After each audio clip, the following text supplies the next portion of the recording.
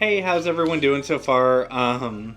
We are at 31 days in, so we decided for our hitting our 1 month was to give our top 5 best tips for essentially starting the diet, surviving the diet, and yeah. Just kind of getting yourself through, the initial phases and stuff. Yeah, we have a lot of friends and family that are joining us on the journey, and there's always advice going around here and there, and so we figured we just get together our top 5 with what we agreed were our best survival tips, so to speak. Yep. So, starting off, number 5, you can never have too much meat.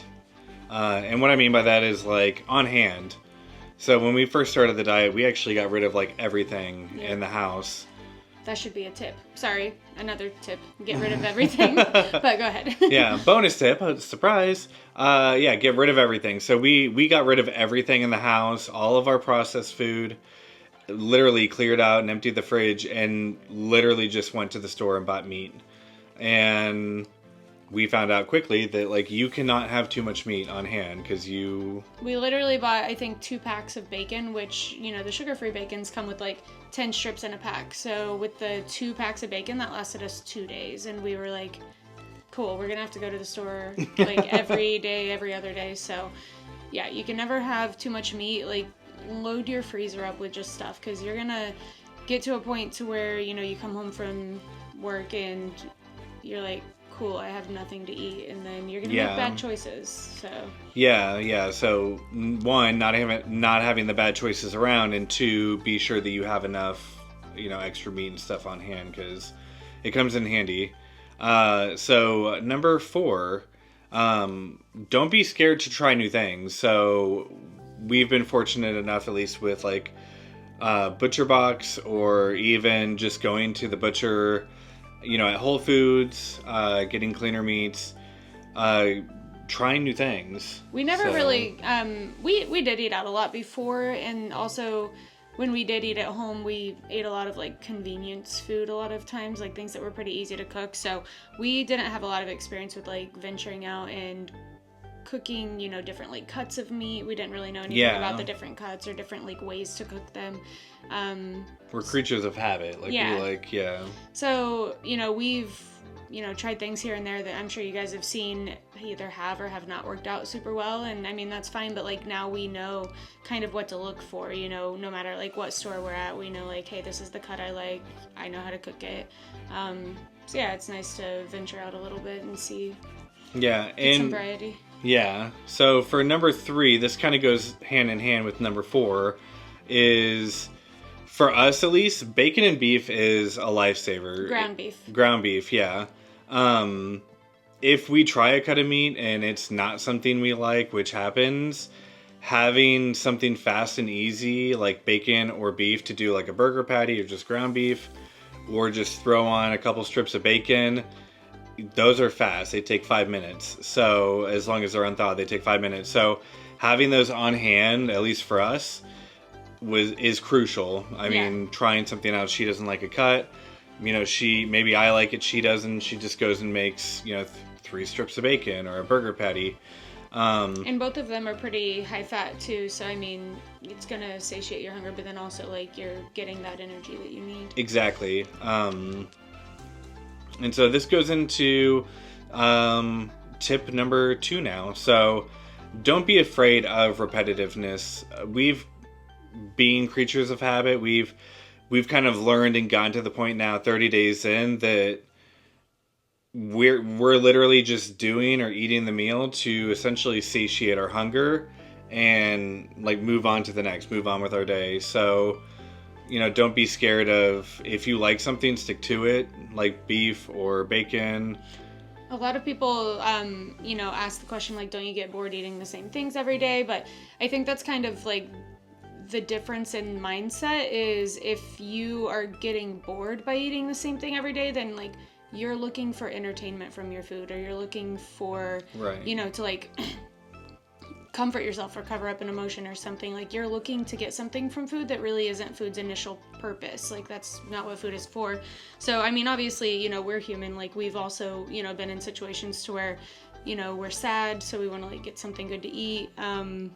But the good thing about this diet is once you do start like having a change in mindset of, what, like I need to eat because I'm hungry, so that's all I'm doing is, satiating that hunger and then moving on and, doing whatever else with my day. If you get into that mindset, then you're not in a situation to where, like, I don't even think really in that way anymore. Like when I'm at work, I'm not distracting myself like, what am I going to eat for lunch? Like, am I going to feel bad about what I ate for lunch? Is it going to taste good? Am I going to want to eat way too much of it because it tastes so good and then I'm going to feel like shit afterwards? So I don't have any of that, now. Like there's zero complication with... Yeah, we've completely disassociated our emotions and our feelings when it comes to food. So if we happen to eat something that's awesome, like that's great and we get joy out of it. Exactly. Like food can still taste good. I mean, bacon, I don't think most people would think that bacon doesn't taste great, and ground beef, tastes good. We do pretty much eat almost the same thing every day. So we have bacon and eggs in the morning, ground beef for lunch, or at least me. He doesn't always get a lunch, but I don't always get a lunch, but again, I don't like associate like at lunch, like, and if I eat a large enough breakfast, I don't even think about lunch. But if I don't eat a large enough one, eating is just like a chore, it's like, okay, like I don't have to eat food at lunch because it's just like a thing that I have to do, but I'm gonna survive at the end of the day. So and then our number one tip is take time to ease into the diet. So we've seen like friends and family or like, other people that, when they're transitioning into it, either they just jump in and like they give up, but they didn't really give themselves an opportunity to ease into it. And that's something that we did. We, for the first like week, we were still very strict low carb, but like we would do cucumbers or something like that with dinner or a salad. Yeah, or well, at the very first we actually would have like an apple in the mornings also, and then I was some mornings making like a sweet potato. So we did end up probably going into the diet faster than a lot of people would, because we already like, weren't very high carb at all. So I think for the first like 3 or 4 days we like had an apple a day or something, just to like, still have some of that like energy and kind of like ease ourselves into it. But then after that, we were still eating cucumbers and broccoli and stuff, and we planned on doing that for like a week or so, but we actually ended up just like naturally cutting that stuff out. I think within 3 or 4 days, we kind of naturally I think we realized quickly, because we didn't have a lot of sugars or carbs in our diet predominantly. So like by day 3 or 4, we just sort of naturally phased it out. Yeah. But so I don't think that's the way to go for everybody though. So even, like being part of like a couple groups on Facebook to where, I see stories from other people too. It's a very common thing for people to be so heavily like, not only like their body be addicted to sugar, but like emotionally addicted to sugar. Like I've seen, people to where, they jump straight into the diet because they're excited and they want to, lose the weight, be healthier. They see everybody else having good experiences.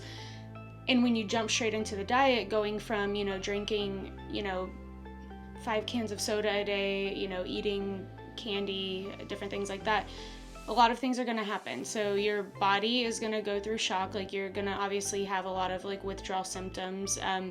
Even more than just like the traditional keto flu that people go through, like you'll have heavy withdrawal symptoms. Also emotionally, like I've seen to where people literally like get cravings and like start to cry because they, want the food so much, or like, start to feel like what's wrong with me because everyone else is having such good results. Obviously there's something wrong with me, and like feeling super depressed, which I do believe that, that is something that if they were to stick to it long enough, that would subside. But it's just such like a heavy part of their diet that like they don't really know like how to survive without that. So my suggestion would be, for somebody like who does have a lot of emotional eating and a lot of like, sugar in their diets, would be to like take a month, to wean off. So like every week, cut down your carbs and do it very like consciously. Don't just say, I'll eat a little bit less today, or like I'll eat, you know, a little bit better next week. Like, do it very consciously. Like, while you're in the transition period, count your carbs and, you know, be like, hey, so right now I'm eating 300 grams of carbs a day. You know, I'm gonna cut down to like 250, and next week I'm gonna cut down to 200. You know, like, make sure that you're, you know, doing it in a way that's logical and really like get your body like not used to that. Yeah, you have to disassociate a relationship with the food. So like giving yourself structure, like saying I'm gonna do an apple a day, and like that'll be my thing. Like, maybe I do an apple, I cut it in half and I do it, you know, one at breakfast and one at dinner time.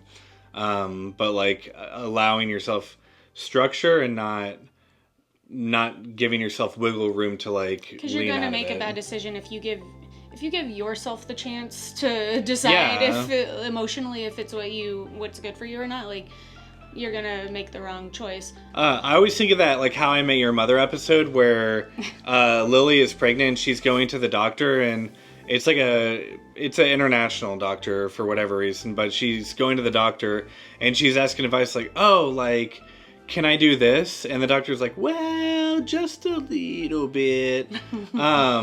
And it was like everything. She asked about like alcohol or Cheetos or like all these different things that she can do when she's pregnant. That's like what you cannot do, is like, oh, well, like, if today I do this, like, you cut it out. You have to give yourself structure. We want you to have leniency to ease into the diet, but you really need to be strict about giving yourself a structure. Like, okay, so I do want to be lenient, but like, this is all I'm going to do, and this is how I'm doing it, and stay within the confines of your decision. Make your rules ahead of time. Ahead of time. Yeah. That's the bonus tip. Make your rules ahead of time. Yeah. You can make your own rules, so that's the good part, but be honest with yourself and don't make your rules, and don't be lenient with your rules. Also, I do remember what I was going to say. You can't always trust your body, and I know that sounds questionable, but in the sense of, you know, when you're going through those withdrawal symptoms, like, you're going to think, you know, like, if you're feeling nauseous, like maybe you have a really bad headache, you're feeling nauseous, you know, you want to throw up, maybe you're feeling shaky, you know, like, all of these different things are going on. You're gonna think this is because my body needs sugar, but that it's very misleading. Your body, like, the bacteria in your body are used to thriving off sugar, so those are telling you and communicating with your brain like, hey, we need sugar or we're gonna die. You don't need that bacteria, though. I mean, that's what your body has gotten used to having. So yes, like, while there are signals going to your brain saying, hey, I need this, or something bad is going to happen, that's because those bacteria are trying to tell you, hey, this is what we need. Your body changes, and so, like, you do get over that hump. You just have to believe that you're going to get over it, and just do your own research. You know, join Facebook groups, look online. There's plenty of videos of people, you know, online who have gone through the same things.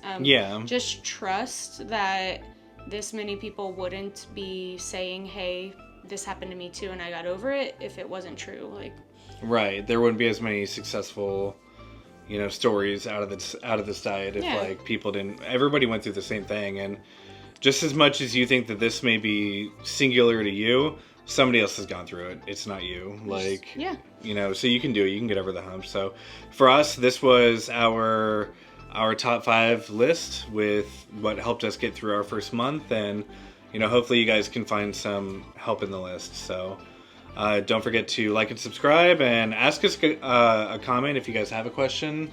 You know, don't be scared to shoot us a message, or let us know how you guys are doing so far in your journey. So, all right, so this is our quick bonus tip.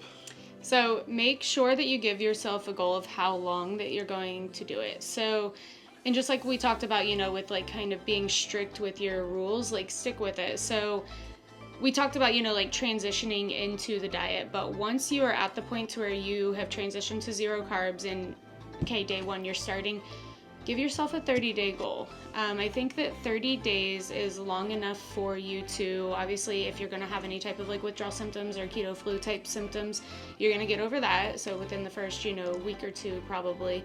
And then you're also giving yourself enough time to actually see some results and to get used to the way of eating. So you're going to get past, you know, those cravings you're having. You're going to see how full that you are, you know, like when you're actually eating with this diet. You're going to see some, you know, improved, like, you know, mental, like, clarity, brain fog, depression, anxiety, those types of things.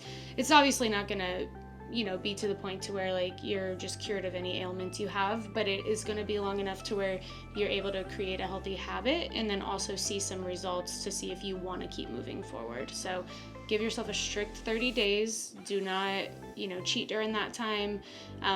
You know, cheating is going to definitely put a stop on a lot of, like, progress that you're making. So it's not like other diets to where they say, oh, in moderation, everything's okay. If you really do want to, you know, see if this is a diet that works for you, even if it's just, you know, for like a little while to, you know, get rid of some things, give yourself 30 days and stick with it and just be honest with yourself. Yeah, I couldn't have said it better. But yeah, we'll talk to you tomorrow. Bye.